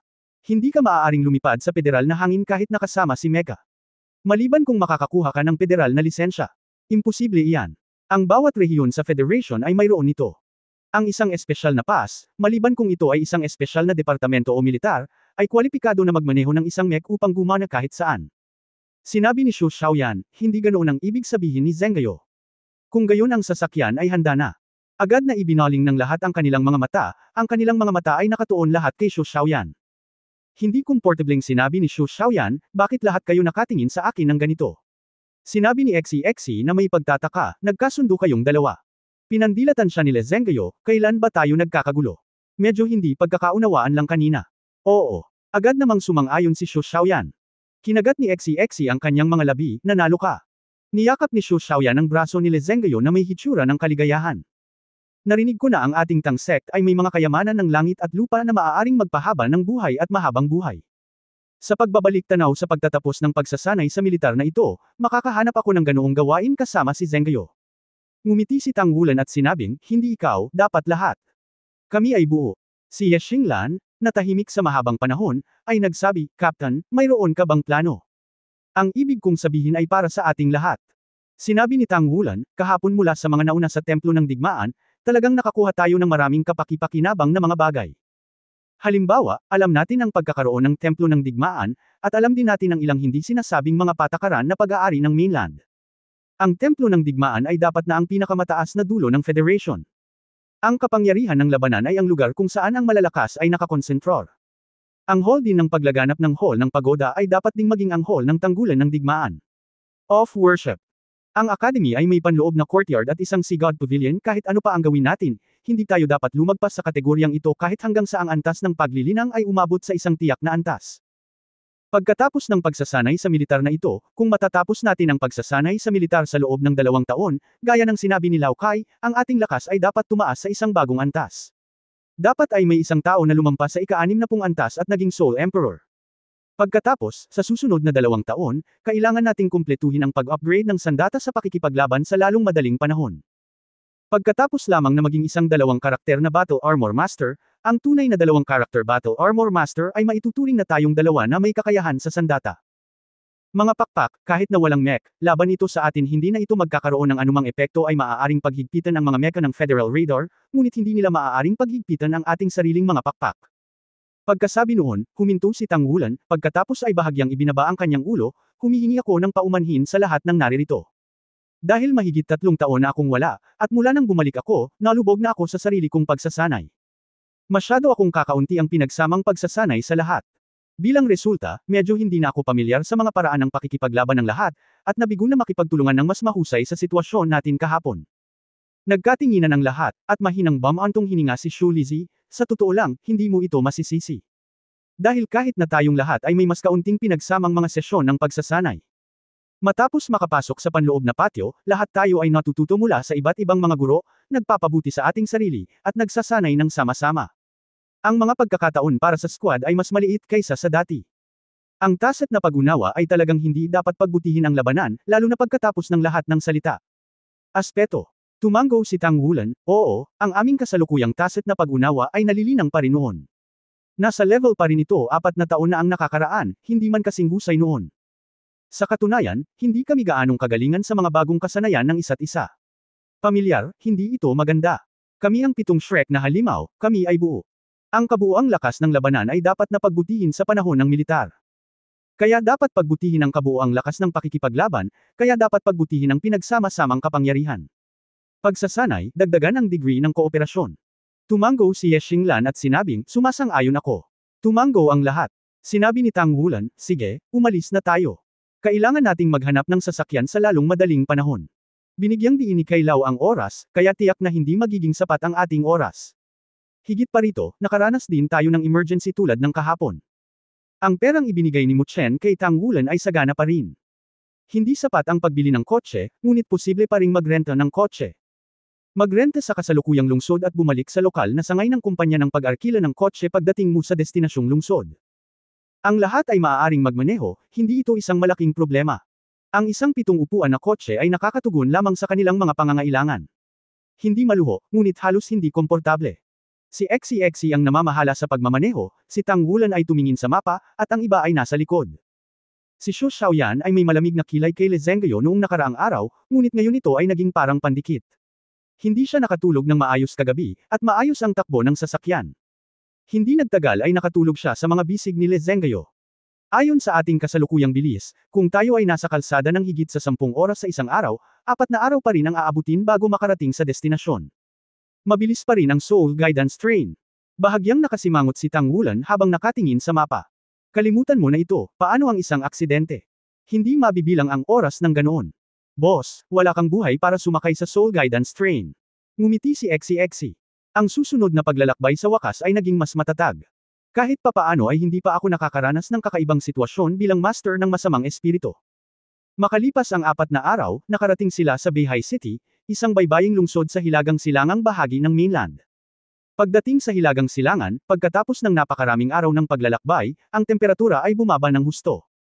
Bagaman sa kanilang antas ng paglilinang, ang pagbabago ng temperatura ay may maliit na epekto sa katawan, ngunit ito ay medyo malamig pa rin sa mahabang panahon. Sa wakas dumating na. Pagkatapos magmaneho papunta sa Beihai City, ibinalik niya muna ang sasakyan. Bakas sa mukha ng lahat ang pagod. Ang pagmamaneho ng higit sa 10 oras sa isang araw ay hindi pabigat sa katawan, ngunit ito ay napaka-energetic. Sinabi ni Tang Wulan, hindi tayo maaaring huminto, palagi akong may kutob na magiging napakahirap mamaya. Nagtatanong muna ako kung paano pumunta sa dagat at makarating sa ating destinasyon. Ayon sa mga tagubaylang ibinigay ni G. Kai, ang lugar para sa kanilang pagsasanay sa militar ay nasa isang maliit na isla mga 30 kilometro ang layo mula sa Beihai City. At kung gusto mong marating ang isla mula dito, dapat may bangka ka. Ang mga kumpanya ng pag-arkila ng kotse ay maaari ding ituring bilang industriya ng transportasyon. Siguro alam nila kung saan sila maaaring magrenta ng mga bangka. Itinuro ni XCXC ang mga car rental company na kalalabas lang nila. Sinabi ni Tang Wulan, posible. Sinabi ni XCXC, magtatanong ako. Maya-maya, nang lumabas muli si XCXC sa car rental agency, medyo naging pangit ang mukha niya. Boss, tama ang iyong paghuhusga. Talagang hindi ganoon kadaling marating ang walang pangalan na isla na iyon. Alam mo ba kung ano ang sinasabi ng mga tao sa ahensya ng pag-arkila ng sasakyan? Si XCXC ay mukhang walang imik. Sinabi ni Tang Wulan, ano ang sitwasyon? Sinabi ni XCXC, narinig ng mga tao sa ahensya ng pag-aarkila ng sasakyan na kami ay pupunta sa dagat, at agad silang nagmukhang impyerno, na nagsasabi na kami ay mamamatay. At, ayon sa kanila, ang Beihai City ay walang kahit isang pantalan, ang pinakasimpleng pantalan. Hindi. Dahil, sa lugar ng dagat ng Beihai City, mayroong hindi lamang malalaking hangin at alon, kundi pati na rin sa isang malaking bilang ng mga salita sa buhay. Zone. Alam ko na. Si Tang Wulan ay mukhang walang imek. Hindi ba okay ang barkong patungo sa karagatan? Tanong ni Le Zhengguo. Sinabi ni XCXC, ang barkong patungo sa karagatan. Masyado kang maraming iniisip. Ang mga pantalan kung saan maaaring dumaong ang barkong dumadaong sa karagatan ay nasa hilagang silangan na tubig ng mainland, lungsod ng Tianhai at lungsod ng Donghai. Gaano kalayo ito mula sa dalawang lungsod? Gaano katagal ang pagbabalik-balik? Bukod dito, posible ba para sa atin na magpakilos ng isang napakalaking barkong patungo sa karagatan patungo sa dagat? Nagkibit balikat si Tang Wulan at sinabing, mukhang ito ang unang problemang kailangan nating harapin. Isa rin itong pagsubok bago ang pagsasanay sa militar. Sinabi ni Yuan Enyahui, pumunta muna tayo sa dalampasigan. Ang pandinig ay walang kabuluhan at ang nakikita ay ang paniniwala. Una, tingnan kung ano ang lakas ng Sea Spirit Beast. Hindi ito isang bagay na maaari nating labanan. Pumunta ka. Kumaway si Tang Wulan, sumakay ang lahat sa taxi at dumiretso sa seaside sa silangang bahagi ng Beihai City. Pagdating nila mga 5 kilometro mula sa dalampasigan, sila ay hinarang. Kapag tinitingnan ng dam o pader ng lungsod na 100 metro ang taas sa dikalayuan at makapal na natatakpan ng iba't ibang mabibigat na sandata na ginagabayan ng kaluluwa. Hindi napigilan ng lahat na medyo tulala. Bagamat hindi ko pa nakikita ang dagat, kitang-kita ko mula sa mga dingding ng mga Sea Spirit Beast na ito kung gaano kakilakilabot ang mundong kabilang sa dagat sa labas. Sino ang nakakaalam kung ano ang gabay ng kaluluwa sa itaas? Bulong ni Tang Wulan. Tungkol naman sa Soul Guidance Device, wala talaga siyang research, basic knowledge lang ang alam niya. Mapait na ngumiti si Xexi at sinabing, hindi ko alam ang Soul Guide, pero tingnan mo ang gilid sa ilalim ng city wall, ito dapat ang Super Soul Guide Battery Array. Hindi ko na kailangang pag-usapan ang papel ng bagay na ito. Hindi ba? Sa pagtingin sa direksyon ng daliri ni Xexi, mayroong hindi bababa sa 3 bahay na may lubhang mapanganib na mga palatandaan sa ilalim ng pader ng lungsod. Maaari itong makilala mula sa hugis ng bahay at ang logo dito. Ang Super Energy Soul Guided Battery Array ay isang super-powered na baterya na may napakakomplikadong istruktura at ang Soul Guided Magic Array bilang core nito. Maaaring magbigay ng malaking halaga ng enerhiya. Sa pangkalahatan, ito ay ginagamit lamang ng ilang makapangyarihang gabay sa kaluluwa. Halimbawa, ang malakihang Soul Guidance Shield, na para sa paggamit ng militar, ay iba sa akademya. At mayroong ilang napakalakas na mga kanyan na ginagabayan ng kaluluwa, lahat ay nakabatay dito. Ngayon pabayaan ang pagtawid sa dagat, kahit na gusto mong lumabas ng lungsod, ito ay nagiging mahirap at mahirap. Nasaan ang gintong daan? Ito ang daan patungo sa kamatayan. Mapait na ngumiti si Xu Lizi. Agad na nabawi ni Tang Wulan ang kanyang kalmado pagkatapos ng maikling sorpresa, go, bumalik muna tayo. Bilang kapitan, tiyak na hindi niya kayang kunin ang kanyang mga kasama na kumilos ng padalos-dalos. Bumalik sa lungsod, unang nakahanap si Tang Wulan ng isang maliit na hotel, nagbukas ng isang silid, at pagkatapos ay ikinalat ang mapa na binili niya mula sa Beihai City sa mesa. Tingnan mo, ang pulang lugar ay dapat maging guard zone ng pader ng lungsod. Ito ay 50 kilometro ang haba ng baybayin. Bahagi nito ay isang higanteng bahura. Ang lugar kung saan walang reef barrier ay natatakpan ng pader ng lungsod. Lahat ng mga lugar ay may mga pasilidad na nagtatanggol. Malinaw, ang surveillance radar ang magiging pinaka-advanced. Halos imposibleng makalusot sa nakaraan. Ang mapa ay nagpakita na ang lahat ng mga lugar ng dagat sa labas ay minarkahan ng mga bungo at crossbones. Maaaring isipin ng isa kung ano ang ibig sabihin nito. Ngunit ang mapa na ibinigay sa kanila ni Mr. Kai ay walang mga palatandaang ito. Mayroon lamang isang maliit na isla at isang tuwid na linya na distansya mula sa Beihai City. Ang daan patungo sa ginto ay dapat na bahagi mula sa Beihai City hanggang sa maliit na isla na iyon. Isa lang ang paraan na hindi kami makalusot, iyon ay ang lumihis. Kailangan muna naming pumunta sa tabing dagat. At saka, wala kaming mga coordinate. Ang alam lang namin ay mayroong isang maliit na isla na 30 kilometro sa isang tuwid na linya mula sa Beihai City. Sinabi ni Yuan Enyahui, kung gagawa ka ng isang detour, ito ay aabutin ng mahabang paraan. Ang Beihai City ay mayroong North Navy Regiment na nakaistasyon sa dalampasigan. Tila dapat itong depensahan laban sa mga Sea Soul Beast sa lugar na ito. Anong lugar? At ang dalampasigan na ito ay kontrolado ng radar ng militar, at hindi na tayo makakabalik. Ang dagat ay walang pinagkaiba sa paghahanap ng karayom sa isang dayami. Bahagyang ipinikit ni Tang Wulan ang kanyang mga mata, imposible sa lupa, at hindi rin posible sa ilalim ng lupa. Kung gayon kailangan lang nating pumunta sa langit. Diyos! Natigilan ang lahat. Sinabi ni Tang Wulan, mabilis na umunlad ang mga sasakyang panghimpapawid na ginagabayan ng kaluluwa nitong mga nakaraang taon. Bagamat ipinagbabawal ang paggamit ng mga sibilyan, tiyak na ang militar ay nilagyan ng malaking bilang ng mga ito. Hindi tayo makakadaan sa lupa o maging sa dagat. Ngunit kung makakakuha tayo ng isang sasakyang panghimpapawid na ginagabayan ng kaluluwa, marahil ay maaari tayong dumaan sa himpapawid. Ang layo na 30 kilometro ay napakalapit sa himpapawid. Kahit na ito ay magtatagumpay. Sinabi ni Xexi sa nawawalang boses, Boss, matapang ka talaga. Iyan ay isang sasakyang panghimpapawid na ginagabayan ng kaluluwa. Mahigpit itong kinokontrol ng militar. Ito ay hindi kailanman bukas para sa paggamit ng sibilyan. Alam mo ba kung saan magrenta ng sasakyang panghimpapawid? Sinabi ni Tang Wulan, tiyak na imposible ang pagrenta, maaari lamang itong hiraman. Nagkatinginan sina Xi at Yuan Enyahui at sabay na sinabi, North Sea Core. Iyan ay tama, bilang ang nangungunang malaking hukbo sa hilagang silangan na rehiyon, ang North Sea Core ay tiyak na magkakaroon ng mga sasakyang panghimpapawid na ginagabayan ng kaluluwa. Sa aktwal na labanan, ang papel ng sasakyang panghimpapawid na ginagabayan ng kaluluwa sa himpapawid ay hindi sumasalungat sa mga mecha. Ang mga materyales at mapagkukunan para sa paggawa ng mga mecha ng parehong antas ay sapat na upang makagawa ng 10 sasakyang panghimpapawid na ginagabayan ng kaluluwa, at ang bilis ng paglipad ng sasakyang panghimpapawid ay mas mabilis kaysa sa mga mecha. Maaari rin itong magdala ng maraming tao at nakapirming mga artillery na ginagabayan ng kaluluwa. Ang pag-unlad ng sasakyang panghimpapawid na ginagabayan ng kaluluwa ay nagsimula higit sa 100 taon na ang nakalilipas. Matapos ang mabilis na pag-unlad, ito ay naging isang kailangan na armadong puwersa ng Federation.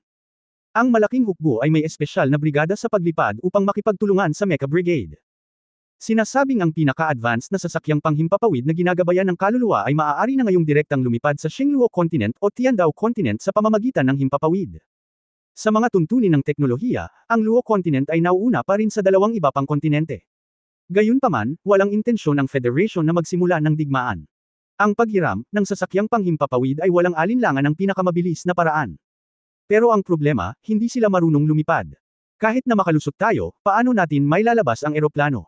At hindi ito matutuklasan o mabaril ng militar bago ito makarating sa isla. Sabi ni Le Zhenghao. Sinabi ni Tang Wulan, nangangailangan ito ng maingat na plano. Bagamat wala akong gaanong alam tungkol sa mga Soul Guide, marami akong alam tungkol sa Soul Guide planes o Soul Guide aircraft.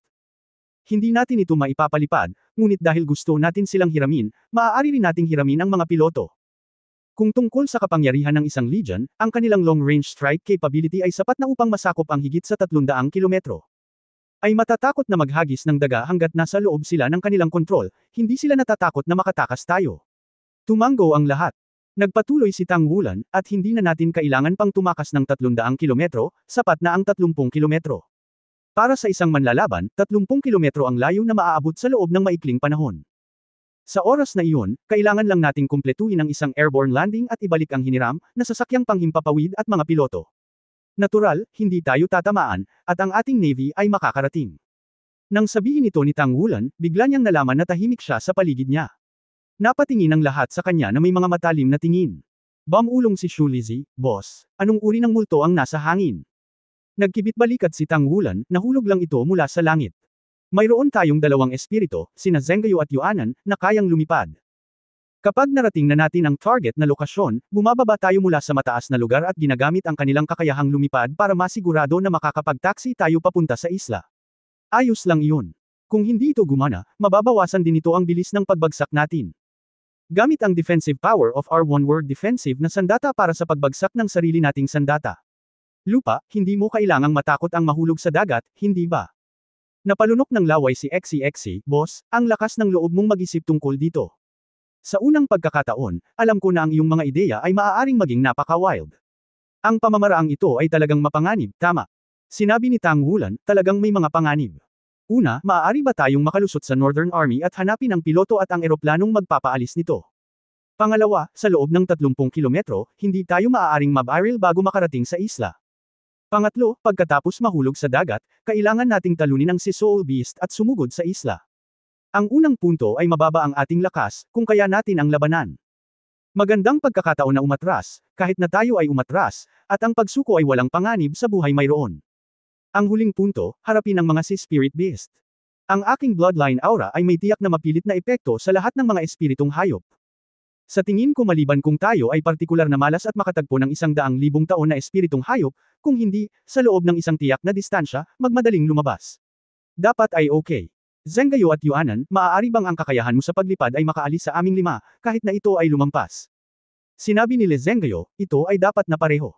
Sa ating kasalukuyang cultivation base, kung gagawin natin ang lahat, maaari nating dalhin ang lahat upang lumipad sa himpapawid sa loob ng maikling panahon.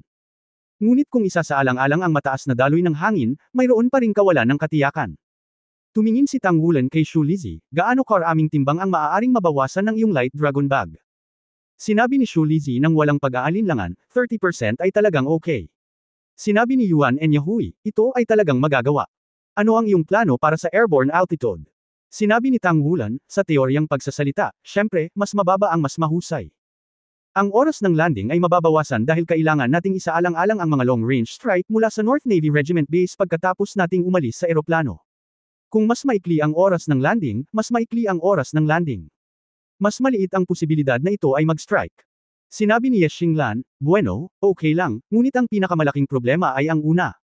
Paano tayo makakalusot sa North Navy Regiment at hihiram ng eroplano? Nagkibit-balikat si Tang Wulan, mukhang ito ang pinakamahirap, ngunit hindi ito walang mga shortcut. Sa pangkalahatan, ang pinakamahalagang punto ay kung paano makapasok. Matapos makapasok sa base ng regiment ng North Navy, ito ay medyo mas madali. Dahil kahit anong pasilidad ng militar ito, ang panlabas na depensa ang pinakamalakas, kaya natural na madaling hawakan sa loob. Kung gayon paano makapasok? Curious na tanong ni Xu Lizi. Bahagyang ngumiti si Tang Wulan, sa nangyari kahapon, bigla kong naintindihan ang isang bagay. Ibig sabihin, kung nahihirapan ka, humanap ka ng senior. Nandyan ang mga senior natin sa Temple of War, at ang Beihai Regiment, naniniwala akong mayroon din. Ngumiti si Xu Xiaoyan, Captain, nasabi ko na ba na gusto ko ang iyong confident na hitsura? Sinabi ni Li Zengguo na may mapagbantay na tingin, gusto mo ba siya? Walang magawang sinabi ni Xu Xiaoyan, ang pagpapahalaga ay ang uri ng pagpapahalaga sa iyo. Biglang ngumiti si Li Zengguo, kung gayon, gusto ko rin. Captain, ngayon ay bumalik ka na sa dati mo, 4 na taon na ang nakakaraan. Anyway, makinig tayo sa iyo, at gawin natin ang sinasabi mo. Ngumiti si Tang Wulan, matapang na hypothesis at maingat na argumento. Pumunta tayo sa North Navy Regiment para maghanap ng senior, palaging walang problema. Baka mahiram talaga tayo ng eroplano. Sinabi ni Ye Xinglan, kung gayon, ano ang ginagamit namin upang patunayan na kami ay mula sa Shrek? Wala kaming nailabas na anuman. Ang akademya ay karaniwang hinahayaan kaming lumabas ng bahay. Sinabi ni Tang Wulan, hindi ito mahirap. Kaya ng kolehiyo ang unang taon ng junior high school, bakit hindi natin magawa ang ika-15? Nakalimutan mo na ba ang ginagawa ko? Inner Courtyard Disciple Badge, gagawa ako ng ilan. Dagdag pa sa ating lakas, hindi pa ba sapat? Nanalo ka. Bihira ang ngiti ni Ye Xinglan. Si Tang Wulan ay aktwal na gumawa ng buong plano pansamantala, ngunit sa takbo ng talakayan, habang ang lahat ay nagtanong, ang plano ay patuloy na pinagbubuti. Sa simula, talagang pinag-isipan ni Tang Wulan kung gagamit ng malakas na hiram, ngunit nagkaroon lang siya ng ideya at naalala ang nakatatanda kahapon sa Temple of War. Siguradong masasabing puno ng mga peach at plum ang Shrek Academy, at ito ang pinakamalakas na lugar sa academy. Ang tila neutral na mga kolehiyo ay may malaking impluensya sa buong Confederation. Ang mga mag-aaral na lumabas sa Shrek, lalo na sa panloob na patio ni Shrek, ay hindi pagmamalaki ng langit, at dapat silang lahat ay may malakas na pakiramdam ng pagiging kabilang sa akademya. Dapat mayroong mga tao mula sa Shrek Academy sa North Navy Regiment, at ang unang bagay na dinadala ni Shrek sa mga mag-aaral na nagtapos ay isang mataas na panimulang punto. Kung ang isang nagtapos sa Shrek Academy ay sumali sa hukbo, imposibleng maging isang malaking sundalo lamang. Hindi bababa sa hindi ito palaging isang malaking pagbaril. Kung hindi, hindi siya magiging karapat-dapat na magtapos sa Shrek Academy. Hanggat may mga tao, madaling i-handle. Tungkol sa retorika, naisip na ito ni Tang Wulan sa sandaling nalipat ang kanyang mga iniisip. Ang Northern Navy Regiment, na itinatag 1,600 taon na ang nakalilipas, ay isang mahabang kasaysayan ng Daoluo Continental Federation. Ang North Navy Regiment mismo ay may malakas na kakayahan sa naval at air combat. Ang regiment ay may 3 dibisyon sa ilalim ng jurisdiction nito, katulad ng North Sea Aviation Combat Division, North Sea Marine Division at North Sea Fleet. Kabilang sa mga ito, ang pinakamalaki ay ang North Sea Fleet, na nagmamay-ari ng higit sa 30 barko at nakaistasyon sa libreng daungan ng North Sea Regiment. Ito ang pangunahing puwersa laban sa Sea Soul Beast. Dahil ang mga Sea Spirit Beast sa katubigan ng North Sea ay halos pinakamalakas sa tubig sa paligid ng Daoluo Continent, ang kagamitan ng North Sea Fleet din ang pinakamalakas sa lahat ng Navy. Anuman ang katotohanan na ang Beihai City ay walang daungan, ngunit sa mga tuntunin ng pagiging epektibo ng labanan, ang North Sea Fleet ay tiyak na mas malakas kaysa sa East China Sea Fleet. Mayroong ilang mga super-spec na armas na nilagyan dito. Ang North Sea Fleet ay mayroong mahigit 12,000 combat personnel at mahigit 30,000 iba't ibang auxiliary worker. Ang North Sea Aviation Combat Division ay may higit sa 70 sasakyang panghimpapawid ng iba't ibang uri. Bilang karagdagan sa sasakyang panghimpapawid, mayroon ding isang espesyal na high-speed reaction force, iyon ay isang mecha unit.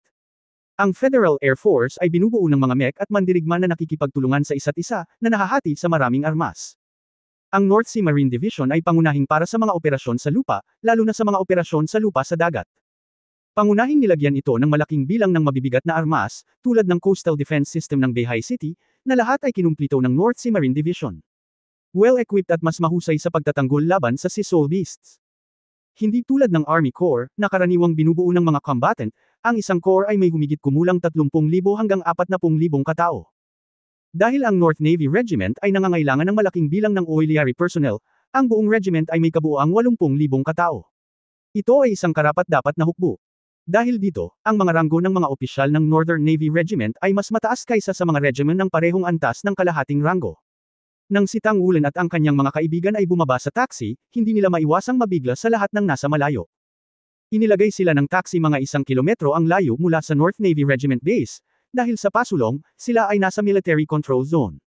Ang unang impresyon ng North Navy Regiment ay hindi nila makita ang gilid sa isang sulyap. Sa pagtingin sa North Navy Regiment mula sa kinaroroonan nila, walang pader sa labas ng regiment, ito ay isang mataas na barbed wire na bakod, 10-10 metro ang taas. Upang maging mas tumpak, ito ay ang power grid. Anumang biological contact ay mabibinyagan ng mataas na boltahe na kuryente. Nakikita ko ang malalaking sasakyang militar na papasok at lalabas mula sa pasukan, at nakatingin sa malayo. Sa loob ng base, may nakikita akong mga nakaparadang eroplano, tapos maraming military installations na hindi nila mabanggit. Mukhang maganda. Bigla kong naramdaman na sinabi ng boss na ito ay isang napakahusay na pagpipilian para sa kanya upang maging isang sundalo sa hinaharap. Medyo nasa sabik na sabi ni XEXE. Ang mga lalaki ay ipinanganak na may pananabik para sa militar, at ang pagbuo ng Soul Guidance Technology ay gumawa ng mga sandata na napakalakas. Kahit na ang mga nangungunang Espiritu Masters ay hindi maglakas loob na harapin ang head-on encounter kapag nakaharap sa soul-guided weapons na maaaring sirain ang mundo. Ang isang malakas na puwersang militar ay ang garantiya para sa lahat, at ang Federation ay palaging ginagawa ito. Ang buong Daoluo Federation ay may nakatayong hukbo ng 2,006,000 na pangunahing rehiyong militar.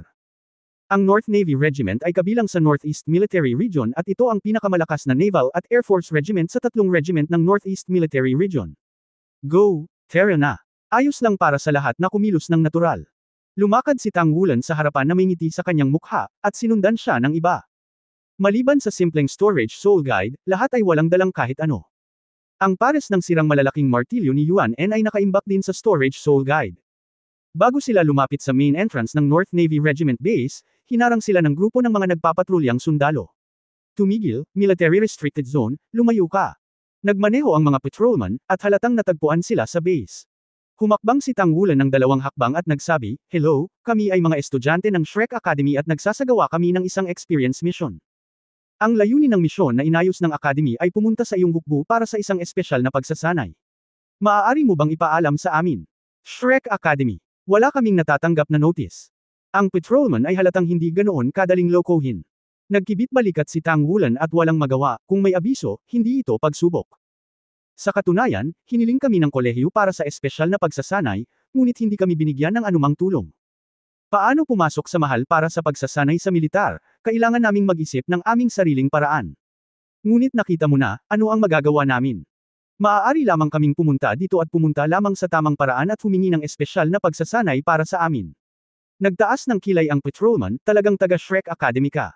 Paano mo ito mapapatunayan? Bahagyang ngumiti si Tang Wulan, patunay. Madali lang. Gaya ng sinabi niya ay sinenyasan niya ang kanyang mga kaibigan, at sa sumunod na sandali ay sabay na naglabas ng martial arts ang 7. Sabay-sabay na inilabas ng 7 tao ang kanilang mga espiritu, at nang ang bilang ng mga singsing ng espiritu ay umabot sa isang tiyak na antas, ito ay lubhang nakakabigla. Lalo na sa harap ng grupo ng mga sundalo na ordinaryong tao lang. Nang makita ng mga sundalong sakay ng patrol car ang bilog ng mga spirit ring na namumulaklak sa kanilang harapan, lalo na kapag medyo mataas ang level ng spirit rings, hindi nila maiwasang mapatingin. 5, lahat ng 5 singsing. Napanatili ni Tang Wulan at ng kanyang mga kaibigan ang kumpletong triangle battle formation. Si Tang Wulan ay nasa unahan, sa likod niya ay isang hilera ng 3, sina Yuan Enyahui at Yexinglan sa magkabilang gilid, at Xu Xiaoyan sa gitna. Sa likod nila ay isang hilera ng 3, kasama sina Le Zhengguo at Exifu sa magkabilang gilid, at Xu Lizi sa gitna. Bagamat wala sila sa fighting state, nagpapanatili pa rin sila ng fighting formation. Ito ay isang nakagawiyang problema. Lalo na kapag napaka-passive nila noon kapag kaharap ang mga masasamang espiritu, nagmaneho sila patungo sa Beihai City sa daan, at pinag-usapan nila ang pagtutulungan ng lahat sa daan. Si Tang Wulan ay nakatayo sa unahan, na may 5 spirit ring, 3 purple, 1 itim, at 1 berde. Upang maging tumpak, ito ay berde-ginto. Kahit na ang mga sundalo ay hindi mga panginoon ng espiritu, nang makita nila ang berdeng espiritong singsing sa katawan ni Tang Wulan, hindi pa rin nila maiwasang matigilan. Para naman sa 7 Shrek monsters, hindi nila nakita ang spirit ring sa ibaba ng purple level. Ang ibig sabihin nito ay walang pag-aalinlangan. 5 singsing, 7 singsing na kaluluwang hari.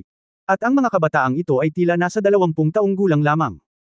Ang mga sundalong sakay ng patrol car ay halos kasing edad nila. Ang inggit at paninibugho ay lumitaw sa mga puso ng mga sundalong ito halos kaagad. Magkaedad lang ang lahat, bakit ang laki ng agwat? Ang sundalo na namamahala sa patrol car ay nilunok ang kanyang laway, pinatahimik ang kanyang kalooban, at pagkatapos ay kinuha ang kanyang militar na soul guide communicator upang maipasa ang komunikasyon. Ang pinakamalaking tampok ng tagapagbalita na ginagabayan ng kaluluwa ng militar ay ang ganap na paghihiwalay nito sa paggamit ng sibilyan. Walang function na pag-dial dito. Ang bawat pindutan ay kumakatawan sa isang partikular na kasosyo sa tawag, kaya pinindot lang ito ng sundalo ng isang beses at agad itong nakakonekta. Natuklasan sa ulat ang 7 kaina hinalang individual na nagsasabing sila ay mga estudyante mula sa Shrek Academy at gustong pumasok sa base upang lumahok sa pagsasanay. Lahat ng 7 ay mga spirit master ng antas ng 5-ring Soul King, at sila ay mga 20 taong gulang. Mangyaring turuan. Matapos bahagyang makinig sa utos ng Soul Communicator, agad na sinabi ng sundalo, oo. Pagkabitin ng komunikasyon, tumingin siya sa Tanghulan 7 na may kakaibang mga mata, at sinabing, mangyaring maghintay sandali, may darating na sasakyan na susando sa iyo. Ang 7 tanghulan ay nakangiting magkakaisa, may kotseng sasanduan, at may pinto. Mukhang tama ang kanilang paghuhusga. Dapat mayroong mga tao mula sa Shrek Academy sa base ng Northern Army. Bukod dito, ang Shrek Academy ay mayroon ng mahalagang posisyon sa mainland. Ang mga mag-aaral sa Inner Courtyard ay sikat na sikat saan man sila magpunta. Pagkaraan ng maikling panahon, isa pang sasakyan ng militar ang dumaan. Walang mga patrol na sundalo sa sasakyan na ito. Si Tanghulan ay 7 tao ang sumakay sa sasakyan, ang naunang sasakyan ay nasa unahan, at ang kanilang sasakyan ay nasa likuran, at patungo sa hilaga. Ang Legionary Base ay tumakas. We will see the opportunity later. Our primary goal is to stay. Then we will try to contact some seniors who have power in the Legion. As long as it can be done in a peaceful way, we don't need Toloro. Sinabi ni Tanghulan ang boses. Tumango si Yeshinglan, una sa lahat, hindi tayo mapaghiwalay, walang magiging problema kung hindi tayo magkakahiwalay. Oo, tumango si Tanghulan. Napakalaki talaga ng base ng Northern Army Corps. Kung titingnan mo ito mula sa labas, mararamdaman mo lamang ang kahangahangang sukat nito, ngunit kapag pinasok mo ito, malalaman mo kung gaano ito kalaki. Kahit nagmamaneho ako, halos 20 minuto akong nagmaneho bago huminto. Huminto sa harap ng isang hindi mahalata ngunit napakataas na gusali. Pagdating nila sa harapan ng gusali, tumayo ang sundalo sa pintuan at pumirma ng pakiusap. Pinanatili pa rin ni Tanghulan at ng kanyang mga kaibigan ang kanilang porma sayon at pumasok. Pagpasok pa lang niya, hindi napigilan ni Tanghulan na sumimangot, dahil medyo parang bodega ito, puno ng iba't ibang kagamitang metal, halos hindi nila ito makilala. Binati siya ng isang opisyal na may ranggong second lieutenant, taga Shrek Academy ka ba? Mayroon ka bang anumang pagkakakilanlan? Mabilis na kinuha ni Tanghulan ang badge na ginawa niya at ibinigay ito. Tiningnan ito ng opisyal at ibinalik sa kanila ng walang gaanong verifikasyon, sumama ka sa akin. Pagkasabi nun ay pumasok na siya sa loob. Si Tanghulan at ang kanyang mga kasama ay masasabing mga dalubhasa sa sining na matapang at hindi nahihiya. Humakbang sila sa likod at curious na tumingin sa paligid. Ang iba't ibang mga pasilidad sa bodega ay mukhang napaka-advance, at hindi nagtagal ay nakakita sila ng ilang malalaking artillery na ginagabayan ng kaluluwa. Napakalaki ng katawan ng Silver White Gun, kahit walang energy injection, pero ramdam mo pa rin ang aura ng pagpatay mula sa kanila. Matapos maglakad ng halos 100 metro, sa medyo bakanting lugar, may isa pang opisyal na naghihintay doon. Ang uniforme ng hukbo ng Northern Army ay madilim na asol. Ang tuwid na uniforme ay nagpatalsik sa gwapong mukha ng opisyal. Ang mga epaulets sa mga balikat ay may 2 bilog. Singsing, isang pilak na bituin sa gitna, 2 singsing at isang bituin, ito ang ranggo ng major. Ang mayor ay tumingin sa kanyang 30s, matangkad, na may banayad ng ngiti sa kanyang mukha. Ang mga mapagmataas na bata ng Shrek Academy, malugod kayong tinatanggap sa Northern Legion. Gumalaw si Tanghulan sa kanyang puso, at nagmamadaling humakbang pasulong, hello chief, tanggapin mo ang kalayaang pumunta rito at pagmulan ka ng kaguluhan. Ngumiti ang mayor at sinabing, okay lang, pag-usapan ang iyong intensyon. Inulit ni Tanghulan ang inihandang retorika, na marahil ay nangangahulugan na umaasa silang pumunta sa Northern Army Corps para sa isang panahon ng espesyal na pagsasanay, upang makumplito ang mga gawain sa pagsasanay na itinalaga sa kanila ng akademya. Pagkatapos naming pag-isipang mabuti, naramdaman namin na dapat kaming pumunta dito ng direkta, umaasang dadalhin kami ng aming Northern Army. Napaka-friendly ng ngiti ni Tanghulan. Siya ay gwapo, at pagkatapos na pagsamahin ang dugo ng Golden Dragon King, ito ay mas kahanga-hanga. Madaling magkaroon ng pakiramdam ng intimacy. Tumango ang mayor at ngumiti, naiintindihan ko. Pero, kapatid, hindi ko alam kung may naisip ka na bang problema. Dahil hinahayaan ka ng Shrek Academy na maranasan mong pumunta sa Northern Army Corps namin, kung gayon, ang hirap ng karanasang ito nasaan na? Nagulat si Tang Wulan. Ang karanasang ito ay orihinal na gawa-gawa niya, dahil hindi pa rin niya madaling sabihin ang katotohanan tungkol sa sitwasyon ng hindi tinitiyak na tutulungan sila ng kabilang partido. Anong ibig mong sabihin? Tiningnan ni Tang Wulan ang mayor na may kaina-hinala. Ngumiti ang major at sinabing, ang pagtuturo ng Shrek Academy ay hindi kailanman napuntirya. Sa katunayan, hindi ikaw ang unang grupo na pumunta sa amin. Bago ka, halos bawat ilang taon, ang mga tao mula sa iyong akademya ay darating. Kaya lang, walang masyadong tao na direktang pumupunta sa pintuan tulad mo. Sa pangkalahatan, naghahanap sila ng mga pagkakataon at nakapuslit sa dagat. Gusto pa nilang makalusot sa kanila. Mas maraming mga kagamitang lumilipad ang iyong dadating. Magkakaroon ka ng mas maraming kagamitang lumilipad. Mas marami kang dadating. Anyway, I will come. This is the first time I have met since here I have to say that you are more courageous and more confident than your predecessors. Napakasama ng pakiramdam ni Tang Wulan. Nang marinig ang sinabi ng Major, bigla niyang napagtanto na nakagawa siya ng isang nakamamatay na pagkakamali. Hindi sila ang unang batch ng mga taong dumating sa pagsasanay sa militar. Kaya, ang mga dumating sa pagsasanay sa militar bago sila ay pawang mga nakatatanda mula sa panloob na patio ng Shrek Academy. Hindi nila alam kung gaano katagal ang military training na ito, ang tanging matitiyak nila. Ibig sabihin, kahit papaano ay nakilahok ang henerasyon ni Mr. Kai. Pareho ang paksa, kaya paano napunta sa isla ang mga nakatatanda noong binantayan ng Northern Army ang dagat? Kailangan pa ring pumasok sa loob ng tinukoy na oras at tahakin ang gininto ang daan na ito. Mayroon bang sariling pamumuhunan? Bahagyang itinaas ni Ye Xinglan ang kanyang kilay, ngunit hindi sinasadyang ibinuka ni Tang Wulan ang kanyang mga braso upang pigilan ang kanyang mga kaibigan. Chief, ano ang gusto mo? Tanong ni Tang Wulan.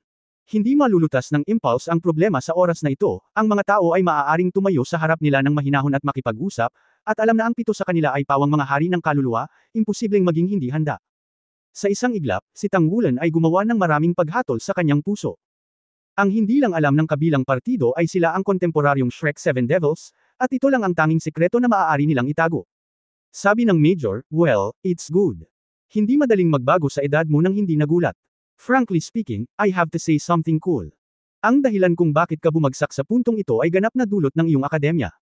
Matagal na kaming naabisuhan. Kamakailan ay mayroong 7 mag-aaral ng Shrek Academy na darating, at ang layunin mo ay pumunta sa Devil Island, ngunit halatang imposibleng makadaan ito sa dagat. Isang tungkulin. Upang maprotektahan ang kaligtasan ng mga tao ng Federation at hindi pahintulutan ang sinuman na lumapit sa dalampasigan ayon sa oras na ibinigay sa amin ng Shrek Academy, dapat kang makarating sa Devil Island sa loob ng 15 araw pagkatapos ng pag-alis sa Academy, kung hindi, ang misyon ay mabibigo at ang mga kahihinatnan ay magiging seryoso, kaya, hindi namin gagawin ang anumang bagay sa iyo, hanggat mananatili ka sa loob ng 5 araw. Pumunta ka. Hindi napigilan ni Tang Wulan na hilahin pababa ang 3 itim na linya sa kanyang noo. Napakasama ng akademya, at maging ang Northern Army ay naabisuhan ng kanilang oras ng pagkilos. Ito ay simpleng. Masasabi bang sa iilan lang sa kanila, makakalaban na ba nila ang isa pang leyon? Nakangiting sabi ng Major, talagang matalino ka kung mahinahon mong harapin. Otherwise, kung atakihin mo ako, ibig sabihin inaatake mo ang Federal Military. Noon, kahit utusan kitang patayin, pare-pareho lang. Military regulations. Pero sa ngayon, kailangan mo lang makulong sandali. Okay, please stop and catch it. Kunin mo na lang, Malamig na sumangot si Lezengayo. Sabi ng Major, gusto mo bang lumaban? Pagkatapos ay maaari mong subukan. Well, dapat kang tumingin sa paligid. Hindi ito tiningnan ni Tang Wulan, ngunit naramdaman din niya na ang mga metal na bar aisles ng kanya ay dahan-daang nag-drill sa paligid ng bodega, lahat ay nakaturo sa kanila. Kahit na hindi ko alam kung ano ang mga tiyak na epekto ng mga bar aisles na ito, mula sa haba ng mga bar aisles at laki ng mga bar aisles, makikita na ang mga ito ay lubhang nakakatakot na mga sandata. Sinabi ni Tang Wulan, huwag kumilos, lahat. Ngumiti ang mayor at sinabing, halika rito, dalhin mo sa kanila ang mga posos na nagtatak sa kaluluwa. Isang grupo ng mga sundalo ang tumakbo palabas mula sa likuran, at lahat ay may isang parisukat na kahon ng metal na halos isang talampakan ang lapad at kalahating talampakan ang taas sa kanilang mga kamay. Mabilis na lumapit sa 7 tao ni Tang Wulan. Sabi ng Major, kung gusto mong lumaban, may oras pa. Bumantong hininga si Tang Wulan at malungkot na sinabi, hindi ko inaasahan na magiging ganito. Masyadong mapanlin lang ang akademya. Gayunpaman, ito ay isang malalim na aral para sa atin, at ito ay isang kapaki-pakinabang na paglalakbay. Kung matalo ka, matatalo ka. Ngunit sa susunod ay tiyak na hindi na tayo magkakamali. Gawin ang sinabi niya, at walang sinuman ang dapat lumaban. Kapag ito ay nahulog sa kamay ng iba. Habang nagsasalita, nagkusa siyang magtaas ng mga kamay. Isinabot ng isang sundalo ang metal na kahon sa itaas ng mga kamay ni Tang Wulan. Ang metal na kahon ay mabilis na nahati at nagsara pababa, na bumabalot sa mga kamay at palso ni Tang Wulan dito. Biglang naramdaman ni Tang Wulan ang matinding pamamanhid na nagmumula sa kanyang palso, ang kanyang buong katawan ay nanginig, at ang kanyang kapangyarihan sa kaluluwa ay agad na ipinagbawal. Kawalan ng kakayahang makipag-usap sa lahat. Pagkatapos ng lahat, narinig ng ibang mga tao ang tungkol kay Tang Wulan, at sila ay inilagay din sa mga pusos na ito na nagbubuklod sa kaluluwa ng isa-isa. Bakas sa mukha ni Xu Xiaoyan ang kawalan ng pag-asa, nakakainis, nakakalungkot. Captain, ano ang dapat nating gawin? Ang boses niya ay nabulunan at nahihiya pa. Huwag kang matakot, walang mangyayari. Ang malaking bagay ay para sa misyon na ito. Bumalik ka at tanggapin mo ang parusa. Huwag kang mag-alala, wala tayong nagawa. Kahit na ma-detain tayo ng Northern Army, wala itong gagawin sa atin. Tutal, alam ng akademya na nandito tayo at wala tayong ginawang anumang pag-atake o pagnanakaw.